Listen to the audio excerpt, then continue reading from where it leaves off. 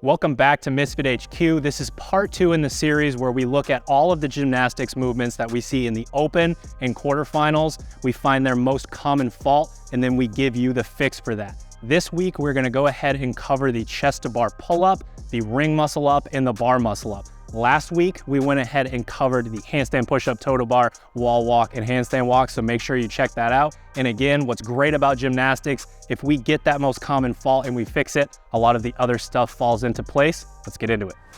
The most common fault that we see in the butterfly chin over bar and chest to bar pull-ups is incorrect timing and direction of your hip extension. Now, to the untrained eye, when we watch someone do both variations of this, sort of the right and the wrong, you're gonna see really good hollow and arch positions back and forth. And it can almost seem like, well, that person's look a little faster, that person's look a little bit slower, but it's kind of challenging to understand what's wrong with one versus the other. What we're seeing on the coaching level as someone gets behind the bar in that hollow position, when they are using their legs and their feet to lift themselves up, their legs will stay out in front of them, and they'll start to get a lot of the pull-up portion done without any hip extension at all. Once they're in that position at the top, that hip extension does happen, but it happens to send us back through the bar. That hip extension pushes us in this direction going laterally. We want that hip extension to happen much sooner and be the reason why an athlete moves up. So same sort of concept, they're getting back into that backswing. There hasn't been any sort of elbow bend yet, and that hip pops to lift them up into that position. And it's more about creating that arch to come back through and work around. So again, they're going to look very similar, but you really want to think from the athlete perspective of, I'm in that hollow position and my hip is sending me up. I am not using my legs and my arms to lift me up. So Hunter's going to go ahead and jump up right now, and he's going to give us a set of pull-ups where he's thinking about creating the hollow body while his arms are long and then using hip extension to lift himself up. Feet in front, hips send him up. Feet in front, hips send him up. Good. Go ahead and come down. The biggest tell for you when you make this change and it starts to click is your upper body is not going to burn out as fast and your cycle rate is going to be much higher. When you are working on this, it's 2 reps, then 4 reps, then 6 reps. Sort of take some steps before you jump into a huge set.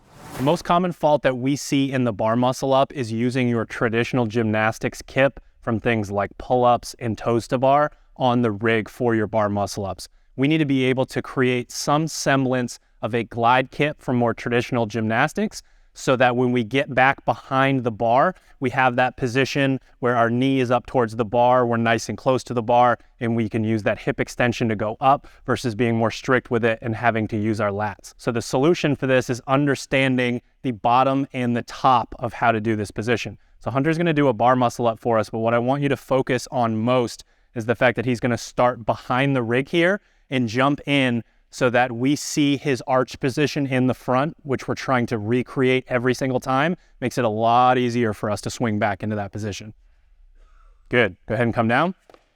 So we know that we are trying to create that position, and the easiest way to do it is to do it from the ground, starting behind the rig and jumping into our first rep. Now we gotta be able to link reps together. That means Hunter now has to do 2 bar muscle ups. And what I want you to really focus on is that when he's at the top, he's not going to replicate what he does in a ring muscle up by sticking the legs back out in front. We don't get to go through the bar, we have to go out and around it. So we wanna create that glide kip. As he is at the top, he's going to fall straight down instead of sticking those legs out in front. And that is going to create sort of that pendulum effect that's gonna bring his whole body back in front of the bar.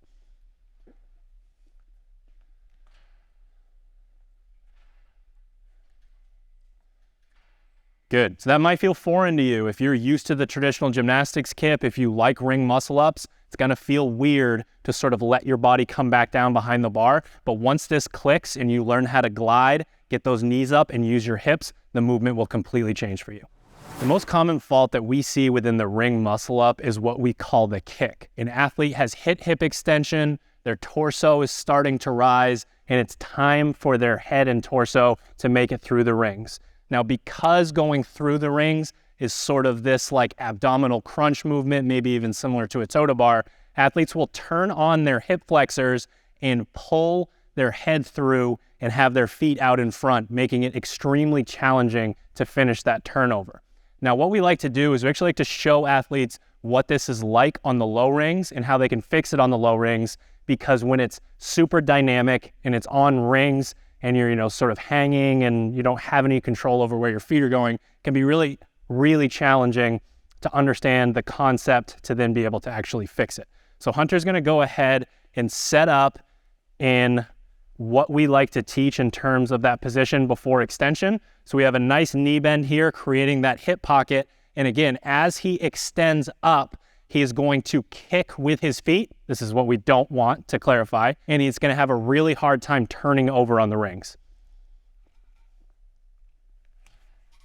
Good. So as you see, just that final little bit, when he turns that hip on and his head comes through and his feet come through at the same time, we're sort of defying the laws of gymnastics in terms of the upper body and the lower body being on the same side of the rings if we want to rely on momentum. He's going to set back up in that same position now. We're still on those low rings. We're going to look for that hip extension to happen. Actually, why don't you go ahead and extend your hips for me right now? This position right here, you're going to see most athletes in, and the cue is to maintain this bend that we see here. If we maintain that leg bend, naturally it's going to swing below. That makes it easier to turn over and then sets you up for a really good ring dip. So go ahead and put that all together. Good, very good. So now we're going to head over to the high rings and make sure that you see what this really looks like in full range of motion. So what I want you to watch again from Hunter is we're going to see that position that we just saw on the ground that was nice and static, where his hip is extended and we have some leg bend. But then what happens to that lower leg afterwards? Does it kick out? We don't want that. Or does it swing back behind him, making it easier to sit over the rings and do a ring dip?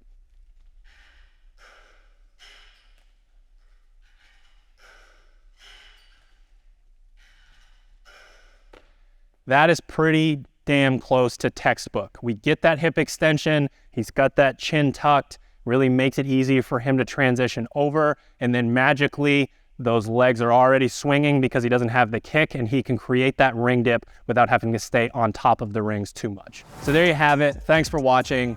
Most common gymnastics faults and their fixes. You've got a nice chunk of time between now and the Open and quarterfinals. Please put those to use. Head to the Misfit Athletics Discord channel and let us know how it's going. See you in the next one.